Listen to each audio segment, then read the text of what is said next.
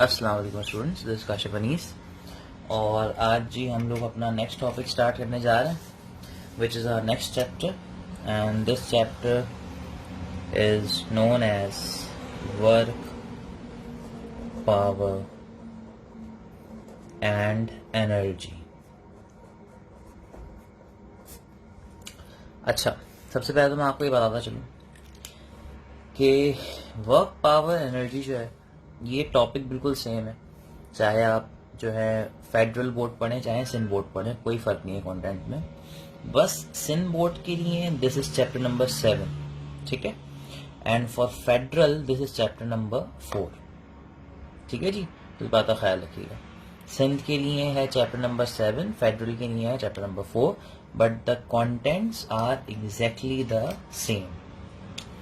सो सबसे पहली चीज जो है जी जो आपको बतानी है उसका नाम कहलाता है एनर्जी। अब एनर्जी आप किस तरीके से समझेंगे या किस तरीके से डिफाइन करेंगे, सबसे पहले तो ये समझते हैं। अब अगर एनर्जी के हवाले से बात शुरू करूं तो energy is represented by E और बाय डेल्टा ई। एनर्जी आपके पास होती है जी the ability of a body to do some work or to produce some change, ठीक है। हमेशा एक बात याद रखें, जब भी आपके पास आप किसी बॉडी को मूव करवाते हैं, ठीक है, और जब आप उस बॉडी को चलाते हैं, चाहे आप कोई भी काम करें, अगर उस बॉडी के अंदर किसी भी किस्म का कोई भी चेंज आता है तो समझ जाएं कि आपको उस बॉडी को जो चीज़ देनी पड़ेगी उसका नाम होगा एनर्जी। एनर्जी एक एबिलिटी है, एक तरह का फ्यूल है। अगर आप किसी बॉडी के अंदर कोई काम कराएंगे, कोई फ्यूल देंगे तो वो काम करेगी, लेकिन अगर आप उसको फ्यूल नहीं देंगे तो वो काम नहीं करेगी, ठीक बात है। अब आप जब लोग एनर्जी देते हैं तो एनर्जी सबसे पहले बॉडी के अंदर कुछ काम करती है। अब वो काम मुख्तलिफ तरीके का, let's suppose if I say when you supply some amount of energy to a body it produces some change. अब चेंज बहुत सारी तरह के हैं। आप किसी बॉडी, जैसे पेन की बात करूँ, अगर मैं इस पेन को एनर्जी दे के बेंड करूँ तो शेप बदल जाएगा। अगर लेट्स सपोज ये मेटल की रॉड होती है, मैं इसको हीट करता, इसका टेम्परेचर बदल जाता, इसका कलर बदल जाता, ऐसा होता। तो these all are type of changes and these all are done with the help of the work, ठीक है। तो जब भी आप एनर्जी देते हैं बॉडी वर्क करती है। अगर वो वर्क बॉडी को मूव करा दे तो वो बराबर हो जाता है काइनेटिक के, बॉडी की पोजीशन चेंज करा दे तो वो बराबर हो जाता है पोटेंशियल के, बॉडी का टेम्परेचर चेंज करा दे तो वो बराबर हो जाता है हीट के, ठीक है। So energy is inconvertible in all forms of these energies, different type of energies. Unit के वाले से बात करें तो एनर्जी का जो यूनिट है जी बहुत ही आसान है, it is joules, which is equals to newton into metre. और ये आपके पास एक ऐसी क्वांटिटी है जिसको हम कहते हैं स्केलर। एनर्जी फील हो सकती है लेकिन विजिबल किसी भी सूरत हाल में नहीं होती, ठीक है। So the next topic is work. Work, you can say, it is the basic form of energy, ठीक है। वर्क का सिंबल होता है W या डेल्टा W या WD, D stands for done, work done। अच्छा, वर्क के हवाले से मैं आपको एक बात समझाता हूँ, वर्क असल में होता क्या।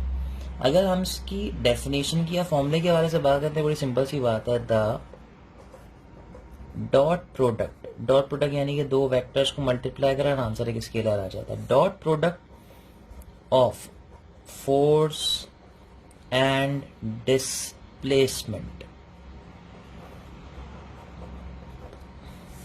इसका मतलब वर्क जो है वो डॉट प्रोडक्ट है किसका, फोर्स का और डिस्प्लेसमेंट। यानी कि दो वेक्टर्स को मल्टीप्लाई करके अगर एक स्केलर आंसर आ जाए जिसमें कोई डायरेक्शन इन्वॉल्व ना हो, लेकिन इन दोनों के अंदर डायरेक्शन हो, इन दोनों की डायरेक्शन मल्टीप्लाई होने की वजह से गायब हो जाए, तो ऐसी मल्टीप्लिकेशन को डॉट कहते हैं। और डॉट होने का जब ओपन करते हैं तो उसका फॉर्मूला इस तरह से खुलता है, जो भी चीज़ है उनको ऐसे लिख दीजिए और मल्टीप्लाई में क्या लगा दीजिए इनके साथ cos theta.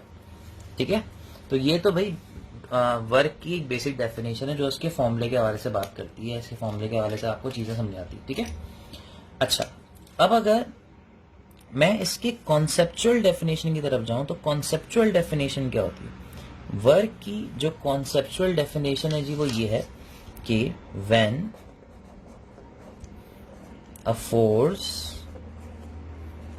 acts on a body, it produces some displacement in its own direction, then it is said that it has done some work। कहने का मकसद कुछ ये है, अगर आप किसी बॉडी के ऊपर फोर्स लगाएं और वो अपनी ही डायरेक्शन में, सेम डायरेक्शन में डिस्प्लेसमेंट कवर करे, तब इस बॉडी के अंदर जो चीज़ प्रोड्यूस होती है वो वर्क होता है। मैं आपको एक बात समझाता हूँ। फॉर एग्जाम्पल, अगर मैं आपसे बोलूँ कि मुझे इस पेन को सामने ले जाना है, यानी कि इसकी डिस्प्लेसमेंट इस तरफ है, और मैं फोर्स भी सामने की तरफ लगाता हूँ, तो ये मेरी मर्जी की डायरेक्शन में ट्रेवल करेगा ना, तो इसका मतलब इसकी मूवमेंट मेरे लिए यूजफुल है, उसका काम मेरे लिए वर्क माना जाएगा। लेकिन अगर मैं इसको सामने ले जाना चाहूँ, लेकिन मैं फोर्स ऊपर की तरफ लगाऊँ, तब सामने जाएगा ऊपर जाएगा? सही जवाब है ऊपर जाएगा। इट मीन्स इसने काम तो किया बट इसने मेरी मर्जी की डायरेक्शन में काम नहीं किया। So I can say that this movement is useless for me. Clear होती सारी बातें यहाँ पे? तो अगर फोर्स अपनी मर्जी की डायरेक्शन में लगे, आपकी मर्जी की डायरेक्शन में डिस्टेंस कवर कर रहा है तो वर्क है, वरना वो वर्क बेकार है। तो होता हमारे पास क्या है, वर्क का ये फॉर्मूला आता है।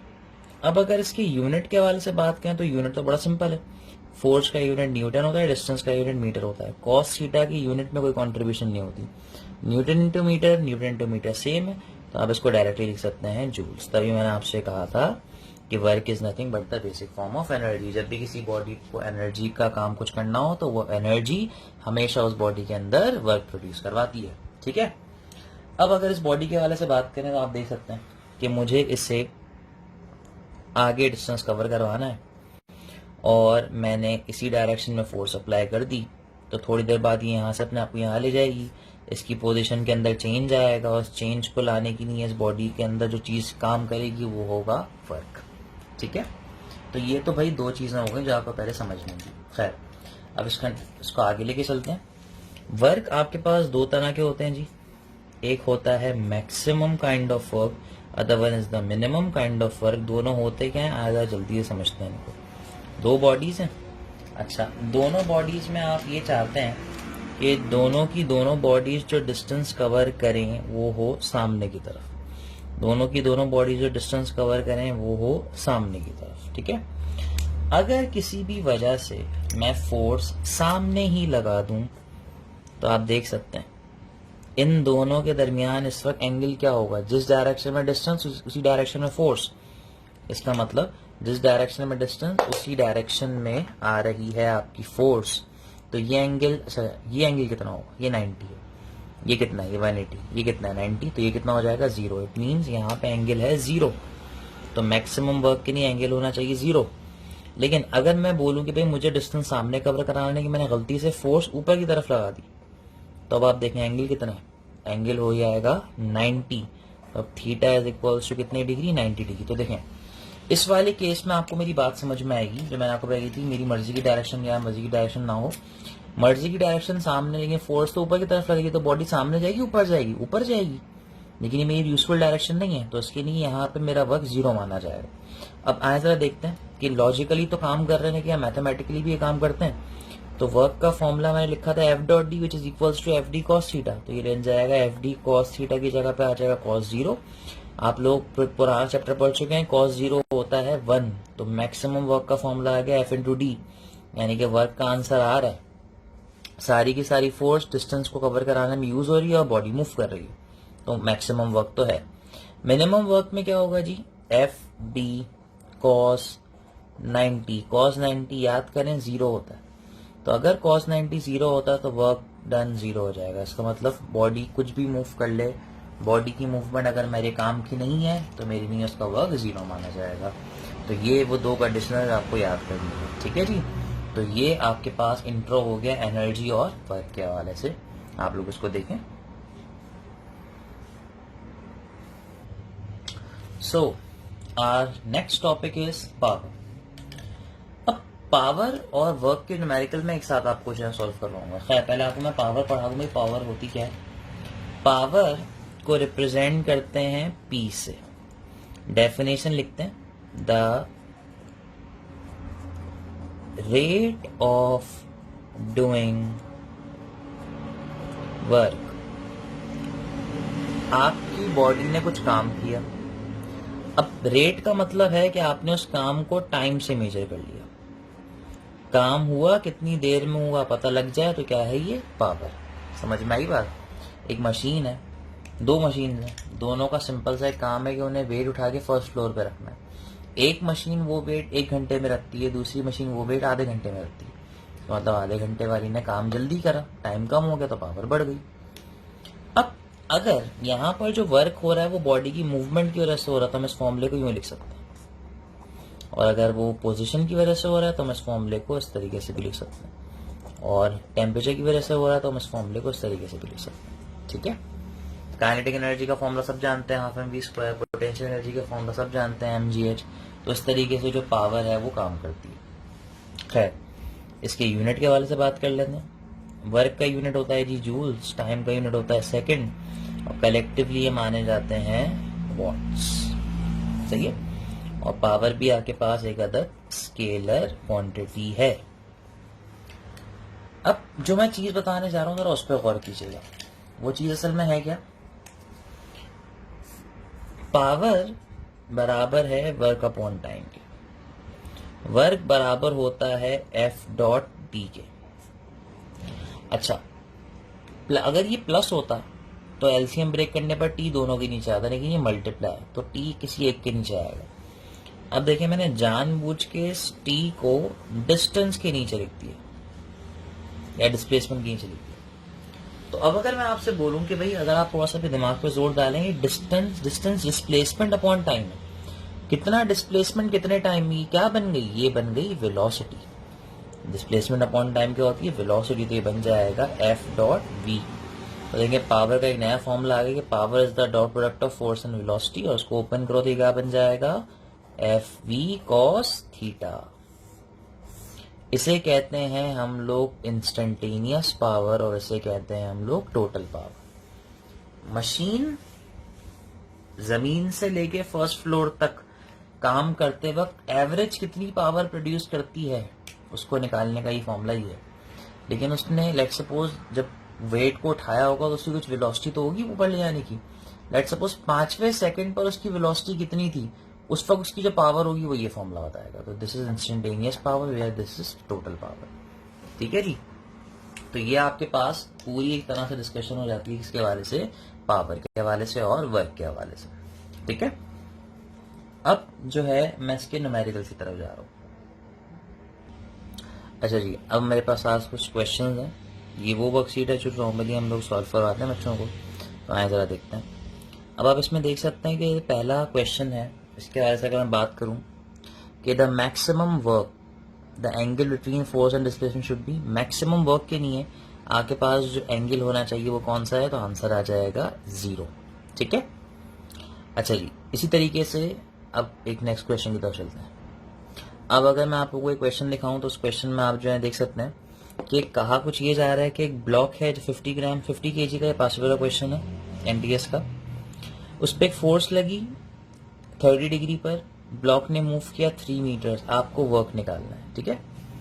अब कैसे निकाला जाएगा ये वर्क, आए जरा देखते हैं इसको। अच्छा जी, तो अब इसको सॉल्व करने का तरीका कुछ इस तरीके से है कि हमें पता है कि फोर्स हमें गिवन है 210 न्यूटन, एंगल हमें गिवन था 30 डिग्री, और जो डिस्टेंस है वो गिवन है कितना? 3 मीटर्स।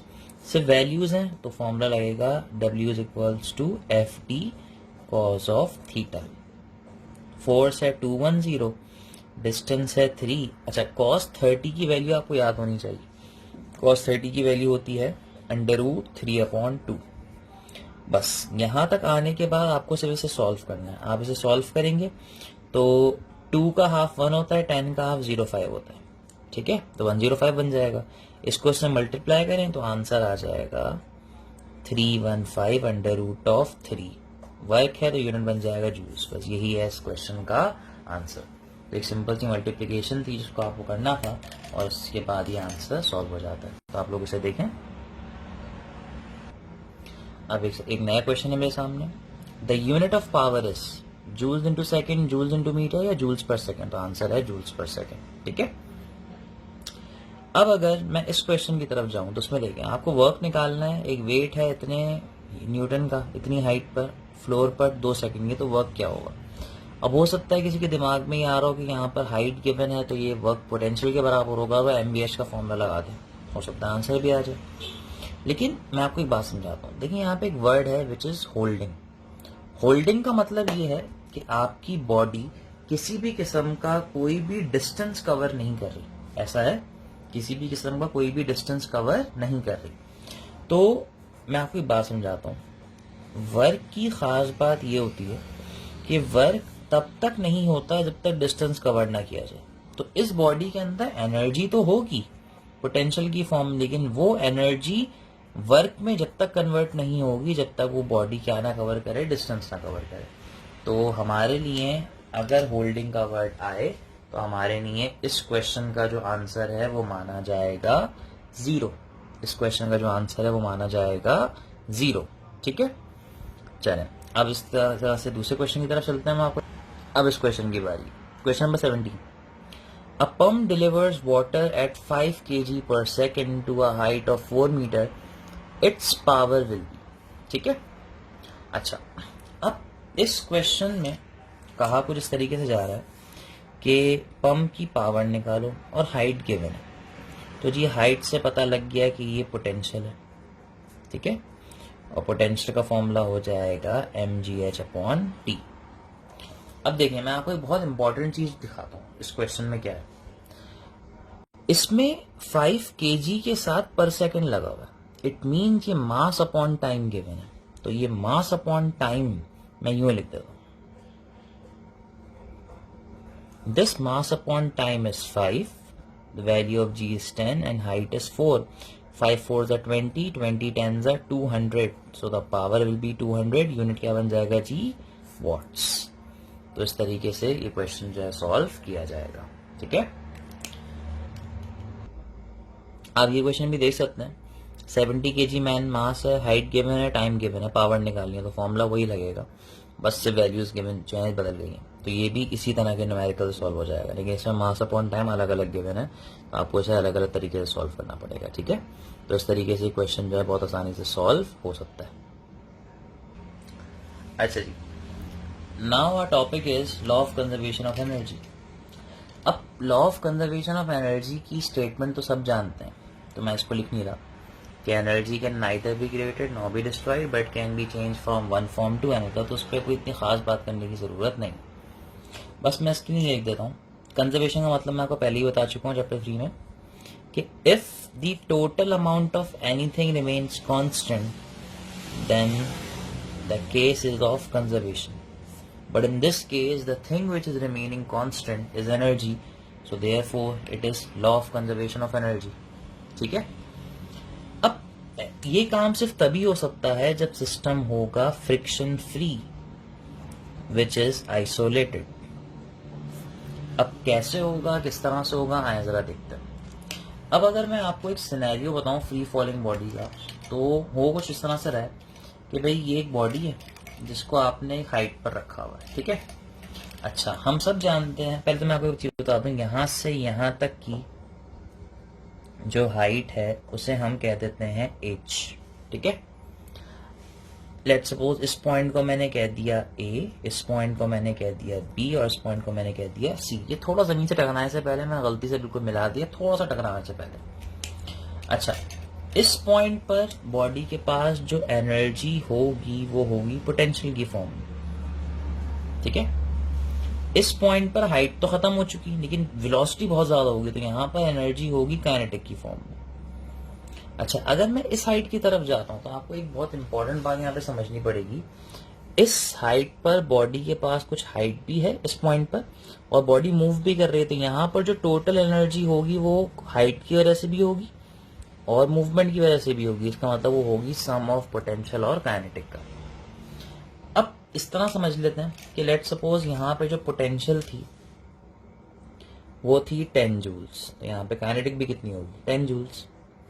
अच्छा, यहाँ पे जो हाइट है वो आधी होगी, तो लेट सपोज पोटेंशियल बची 5 जूल, लेकिन इसका जो लॉस हुआ है 5 जूल का वो किस में कन्वर्ट हुआ, वो बॉडी की मूवमेंट करवाने में कन्वर्ट हो गया, यानी काइनेटिक में।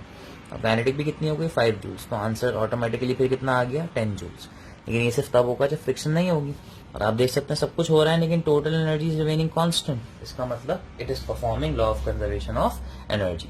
तो इस तरीके से जी ये सारा काम जो है किया जाता है। अब मैं इन तीनों पॉइंट्स पर एनर्जी के फॉर्मूला आपको बना के कुछ न्यूमेरिकल सॉल्व करवाता हूँ उसके। अब वो फॉर्मूलाज कैसे बनेंगे देखें, बहुत ही आसान काम है, आया जरा गौर करते हैं इस पर। ए पर एट ए टोटल एनर्जी पोटेंशियल की फॉर्म में है और पोटेंशियल का फॉर्मूला होता है mgh, मसला ही कोई नहीं। अच्छा, बी पर जाने से पहले मैं जाता हूं सी पर, ठीक है। सी पर सारी एनर्जी काइनेटिक की फॉर्म में है, काइनेटिक का फॉर्मूला होता है हाफ mv²। हाफ छोड़ दें, मास छोड़ दें, वेलोसिटी का पता लगाना है। अब वेलोसिटी निकालने के लिए मैं थोड़ा सा एक काम करता हूं, मैं असम्पशन यूज करता हूं, बचपन से हम सिखाते हैं आपको ये, loss in potential is gain in kinetic. तो जितनी पोटेंशियल में लॉस है उतना काइनेटिक में गेन है। पोटेंशियल होती है mgh, काइनेटिक होती है हाफ mv², m से m कैंसिल, 2 को यहां फेंकें, ऐसा दिखेगा। तो v² का रूट हटा दूं तो बन जाएगा √2gh। तो इस तरीके से हम यहाँ पे वेलोसिटी निकालेंगे, इनकॉर्पोरेट करेंगे, एनर्जी आ जाएगी, ठीक है जी। मसला भी तो नहीं है कोई इसमें। लेकिन अब आपको लेके चलते हैं बी पर, एट बी। अच्छा, बी पर जो टोटल एनर्जी है उसमें कुछ हिस्सा पोटेंशियल का भी है और कुछ हिस्सा काइनेटिक का भी है। अब कैसे होगा मैं आपको समझाता हूं, सुने। होगा क्या, यहां से यहां तक जब बॉडी आएगी तो उसने कुछ डिस्टेंस कवर किया, इसको मैं कह देता हूं x, और जो डिस्टेंस इसने बचा लिया उसको हम h-x भी कह सकते हैं, लेकिन मैं उसको एक अलग इंडिपेंडेंट सिंबल दे देता हूं विच इज s। अब अगर मैं किसी से बोलूं कि भाई यहां पर पोटेंशियल में mg तो लगेगा लेकिन हाइट क्या लगेगी, तो आपको इस पॉइंट पर देखना है। देखिए, हाइट के हवाले से ना मेरा एक बहुत इंपॉर्टेंट जुमला जो है बेटा वो याद करें। वो जुमला ये है कि जब भी पोटेंशियल निकालनी हो हमेशा रिमेनिंग हाइट की तरफ देखो। तो रिमेनिंग हाइट x है या s है, जो बच गई है वो s है, तो हमेशा पोटेंशियल के लिए रिमेनिंग हाइट आएगी तो यहाँ पे आ जाएगा s, ठीक है। चले, काइनेटिक एनर्जी तो बन जाएगी हाफ mv²। अब इस v को निकालने के लिए फिर से सारा काम करेंगे और v का फॉर्मूला आ जाएगा √2g। अब फिर वो एक मसला है कि हाइट की जगह पे क्या रखें। अब वेलोसिटी तब आती है जब डिस्टेंस कवर होता है, तो वेलोसिटी निकालने के लिए आपको जो डिस्टेंस यूज करना है वो कवर्ड वाला होगा, यानी कि रखा जाएगा x। आगे बात समझ में आई सारी बातें। जब भी पोटेंशियल निकालनी हो हमेशा रिमेनिंग हाइट रखें, और जब भी वेलोसिटी निकालनी हो हमेशा कवर्ड हाइट रखें। तो इस तरीके से आपके पास जो कैलकुलेशन है बहुत आसानी से परफॉर्म हो जाएंगी, ठीक है। तो आप लोग जरा इसको देखें, फिर हम इसके क्वेश्चन की तरफ चलते हैं। अब जो क्वेश्चन है जी वो ये है, ये पास का क्वेश्चन है। A 40 kg block is resting at a height of 5 meters from the ground. If the block is released and falls to the ground, what is its total energy at a height of 2 meters? आया जरा scenario बनाते हैं। Scenario कुछ इस तरीके का है कि एक ब्लॉक है जिसकी जमीन से हाइट दी गई है 5 मीटर्स। जब वो जमीन से 2 मीटर्स ऊपर था तो यहां पर इसकी टोटल एनर्जी क्या होगी। तो आप एक बात समझ सकते हैं कि यहां पर जो इसकी टोटल एनर्जी है वो होगी combination of potential plus kinetic, ऐसी है। अब हमें टोटल एनर्जी निकालनी है। अब देखिए अक्सर अगर मैं आपको सॉल्व करने को दूँ तो आप सब लोग जो है पहले mgh निकालेंगे, फिर हाफ mv² निकालेंगे, फिर सम करके इसका आंसर बताएंगे। बट हमेशा एक बात याद रखें भाई, आपके पास टाइम बहुत कम है, तो आपको रैपिडली जो है आंसर की तरफ जाना। तो आप एक बात क्यों नहीं सोचते, कंजर्वेशन ऑफ एनर्जी में जो टोटल एनर्जी है वो हमेशा रहती है कांस्टेंट। तो मैं एनर्जी कहीं पर भी निकालूं सेम आनी चाहिए। तो मैंने सोचा कि भाई मैं अगर सब सेम है तो मैं बिला वजह यहाँ पे क्यों निकालूं, मैं यहाँ पे निकालता हूँ, क्योंकि यहाँ पर एनर्जी निकालना सबसे आसान है। ना तो कोई हाफ है, ना तो कोई स्क्वायर है, सिर्फ पोटेंशियल है। और पोटेंशियल का फॉर्मूला बहुत ही मासूम सा होता है, विच इज mgh। हो गया न्यूमेरिकल सॉल्व। मास कितना था 40, जी कितना है ये, हाइट कितनी है 5, 5 4s are 20, कितने जीरोस बचे 2, तो 20 के साथ 2 जीरो और लगा दें, ये आ गया टोटल एनर्जी का आंसर। यहाँ पे निकालते तो भी ये आंसर आता, बस वर्क में ज्यादा हो जाएगा। ठीक है, तो इस तरीके से ये वाला न्यूमेरिकल भी सॉल्व हो जाएगा आपके पास। अब जो नेक्स्ट क्वेश्चन है जी वो ये, अब ये जो पास्ट पेपर है इसमें कुछ कहा जा रहा है कि 4 बॉक्सेस हैं, इसमें डायग्राम थोड़ी खराब हो गई है। अगर इन चारों बॉक्सेस को एक के ऊपर एक रख दिया जाए तो इनको रखने में कितना वर्क लगेगा। पोजीशन तो बदल रही है, डिस्टेंस भी कवर हो रहा है, तो वर्क तो होगा। लेकिन यहाँ पे हाइट का जिक्र है तो वर्क आप देख सकते हैं mgh हर जगह पे आ रहा है, तो यहाँ पर जो वर्क है वो बेसिकली पोटेंशियल की वजह से होगा। तो आए जरा सॉल्व करके देखते हैं इसे। अब हो कुछ इस तरह से रहा है कि हर ब्लॉक का जो मास है वो सेम बताया गया है, विच इज m, और हर ब्लॉक की जो हाइट है वो सेम बताई गई है, विच इज h। अब देखिए हमें पता है कि यहाँ पर मूवमेंट तो है नहीं, तो काइनेटिक एनर्जी तो होने से ही, लेकिन यहाँ पर सिर्फ हाइट है, तो इसका मतलब जो भी कुछ होगा वो पोटेंशियल की वजह से होगा। तो total energy is equals to potential. अब आए जरा बारी बारी करते हैं। इसकी पोटेंशियल क्या होगी 0, इसकी पोटेंशियल क्या होगी, इसने हाइट कितनी बचा ली h, तो इसकी पोटेंशियल हो जाएगी mgh, प्लस इसकी पोटेंशियल क्या होगी, इसने कितनी बार हाइट बचाएगी 2 बार, h और h, तो इसकी पोटेंशियल हो जाएगी mg2h। ठीक है, अच्छा इसी तरह से इसने कितनी हाइट बचाई है h plus h plus h, तो हो जाएगा mg3h। ठीक है, देखा आपने, 3 + 2 5 + 1 6, तो टोटल एनर्जी आ गई 6 mgh। तो ये होगा इस न्यूमेरिकल का आंसर। आप लोग जैसे देखें। So this is our last topic of this chapter. छोटा चैप्टर था जी बहुत। अब हम आ गए हैं कंजर्वेटिव फील्ड पे। फील्ड तो देखें कि मैं आपको सेकेंड ईयर पढ़ाना शुरू करूंगा तो आपको बेहतर तरीके से समझाऊंगा।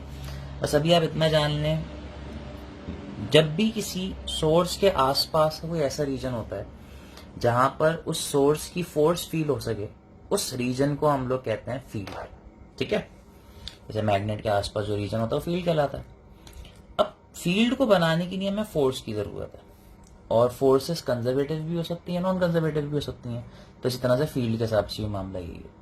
अब दोनों में फर्क क्या है, मैं आपको फर्क समझाता हूँ। अगर आप किसी फील्ड के अंदर टोटल वर्क निकालें और टोटल वर्क डन 0 आ जाए, कब, जब आप डिस्टेंस कवर करें किसी क्लोज पाथ में। क्लोज पाथ का मतलब जिस पॉइंट से स्टार्ट करें उसी पॉइंट पे आके एंड करें, तो ऐसी फील्ड को माना जाता है कंजर्वेटिव फील्ड। मैं आपको एक बात समझाता हूँ। लेट्स सपोज ये ग्राउंड है, आपने एक बॉक्स को ऊपर फेंका, आपने अगेंस्ट द ग्रेविटी वर्क दिया। बॉक्स जब ऊपर जाएगा तो ग्रेविटी से वापस उसी पॉइंट पे ले आएगी जहां से वो गया था। तो ग्रेविटी ने जितना वर्क लिया उतना वर्क वापस कर दिया, टोटल वर्क डन आ गया 0। आई बात समझ में। एक स्प्रिंग है जी, आपने इसको कुछ वर्क दे के स्ट्रेच कर दिया, जैसे रिलीज करेंगे स्प्रिंग पुरानी जगह पे वापस आ जाएगा। जितना वर्क स्टोर हुआ था वापस रिलीज हो गया, टोटल वर्क डन क्या हो जाएगा 0। 2 चार्जेस हैं पॉजिटिव, आपने इन्हें वर्क दे के करीब लाए, जैसी आप इन्हें रिलीज करेंगे ये नेगेटिव वर्क की मदद से दूर चले जाएंगे, पुरानी जगह वापस आ गए, टोटल वर्क डन दोबारा से क्या हो जाएगा 0। तो आप देख सकते हैं कि इन तीनों फील्ड्स के अंदर जो टोटल वर्क था, बॉडी जिस पॉइंट से स्टार्ट हुई उसी पॉइंट पे वापस आई, तो इस वर्क को हम कह सकते थे 0, and this field is known as a conservative field. तो मैं यहाँ पे कुछ एग्जाम्पल्स लिख देता हूँ ताकि आपको बात समझ में आए कि भाई कंजर्वेटिव फील्ड्स में कौन कौन सी फील्ड्स आती हैं। सबसे इंपॉर्टेंट फील्ड जो है जी वो है ग्रेविटेशनल फील्ड। अगली स्प्रिंग के अंदर होती है इलास्टिक पोटेंशियल फील्ड। चार्जेस के अंदर होती है इलेक्ट्रोस्टैटिक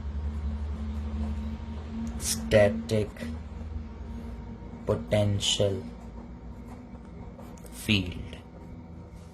तो ये तो वो तीनों का काम था ग्रेविटेशनल में कंजर्वेटिव प्रोड्यूस करना। अब मैं रेड से वो फील्ड्स लिख रहा हूं जिनके अंदर ये वाली नेचर पाई नहीं जाती, और ऐसी सिर्फ दो फील्ड्स हैं जी। एक तो है फ्रिक्शनल फील्ड, आप एक बॉडी को धक्का दें, वो फ्रिक्शन की वजह से रुक तो जाएगी लेकिन वापस अपनी पुरानी जगह पे नहीं आएगी, क्योंकि फ्रिक्शन वर्क को एब्जॉर्ब कर देगा, रिलीज नहीं करेगा, तो फ्रिक्शनल फील्ड। और सेकेंड ईयर में जब आपको पढ़ाऊंगा तो बताऊंगा कि मैग्नेटिक फील्ड जो है वो भी नॉन कंजर्वेटिव मानी जाती है, ठीक है। लेकिन जो बात सबसे इंपॉर्टेंट है वो ये कि अगर फील्ड कंजर्वेटिव हो जाए तो इसका जो वर्क डन होता है, work is independent of path हो जाता है। यानी कहने का मकसद है, अगर आप इस बॉडी को सीधा फेंकें तो सीधी वापस आएगी, टेढ़ा फेंकें ऊपर प्रोजेक्टाइल की तरह फेंके तो भी वापस आएगी, स्प्रिंग को हॉरिजॉन्टली करें तो भी वापस आएगा, वर्टिकली मूव करें तो भी वापस आएगा। तो इसका मतलब इनके पाथ को चेंज करने से इनकी काम पे कोई इफेक्ट नहीं पड़ता। तो इन्हें हम लोग कहते हैं कि work is independent of path follows, ठीक है जी। न्यूमेरिकल क्वेश्चन नहीं है, बस ये थ्योरेटिकल क्वेश्चन आते हैं इस टॉपिक से। तो ये मैंने आपको बहुत डिटेल में बिल्कुल सही तरीके से बता दिए, तो आई होप कि आपको समझ में आया होगा। सो this is all from my side for this topic. Thank you very much.